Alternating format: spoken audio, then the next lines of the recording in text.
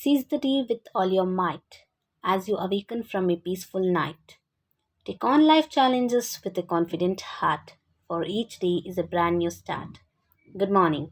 Welcome to Fact Analysis, 1st Jan 2021. Today, we will be looking into the facts in Indian Armed Forces. The Indian Armed Forces are the military forces of the Republic of India. It consists of three professional uniformed services: the Indian Army, Indian Navy, and Indian Air Force. Additionally, the Indian Armed Forces are supported by Central Armed Police Forces, Assam Rifles, Indian Coast Guard, and Special Frontier Force, and various inter service commands and institutions such as the Strategic Forces Command, the Andaman and Nicobar Command, and the Integrated Defense Staff. The President of India is the Supreme Commander of Indian Armed Forces. The Indian Armed Forces are under the management of Ministry of Defense of the Government of India. With strength of over 1.4 million active personnel, it is the world's second largest military force and has the world's largest volunteer army. It also has the third largest defense budget in the world. As per 2015 Credit Suisse report, the Indian Armed Force is the world's fifth most powerful military, whereas the 2020 Global Firepower Report lists it as the fourth most powerful military.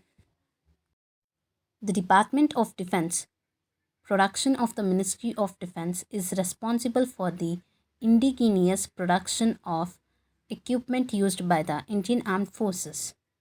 It comprises the 41 Indian ordnance factories under the control of Ordnance Factories Board and 8 defense PSUs, namely HAL, BEL, BEML, BDL, MDL, GSL, GRSE, and Midhani.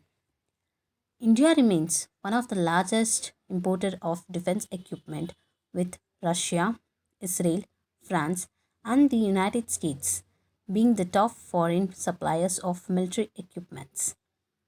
The Government of India has launched a Make in India initiative to indigenize manufacturing and reduce dependence on imports, including defense imports and procurement. Coming to the Indian Army, it is a voluntary service, the military draft having never been imposed in India. It is one of the largest standing armies in the world, with more than 12 lakh 37,000 active troops and 8 lakh reserve troops. The force is headed by the Chief of the Army Staff of the Indian Army, General Manoj Mukund Naravani at present. The highest rank in the Indian Army is Field Marshal, but it is largely ceremonial rank and appointments are made by the President of India on the advice of Union Cabinet of Ministers. The Indian Army has seen military action during the First Kashmir War, Operation Polo, the Sino Indian War, the Second Kashmir War, the Indo Pakistani War of 1971, the Sri Lankan Civil War, and the Kargil War. It has dedicated one brigade of troops to the UN standby arrangements. Talking about the Indian Navy, it is the naval branch of the Indian Armed Forces with 58,350 men and women, including 7,000 personnel of Indian Naval Air Arm, 12,000 Marine Commandos, and 1,000 personnel of the Sagar Bahari Bal. The Indian Navy is one of the largest naval forces and aspires to develop into a blue water navy. The Indian Navy has a large operational fleet consisting of 2 aircraft carriers, one amphibious transport dock, 9 landing ship tanks, 10 destroyers, 14 frigates, one nuclear powered attack submarine, 14 conventionally powered attack submarines, 24 corvettes, 9 mine countermeasure vessels, 25 patrol vessels, 4 fleet tankers. The third division of our Indian Armed Force is the Indian Air Force. is the air arm of the Indian Armed Forces. Its primary responsibility is to secure Indian aerospace and to conduct aerial warfare during a conflict. It was officially established on 8 October 1932 as an auxiliary air force of the British Raj, and the prefix Royal was added in 1945 in recognition of its service during World War II.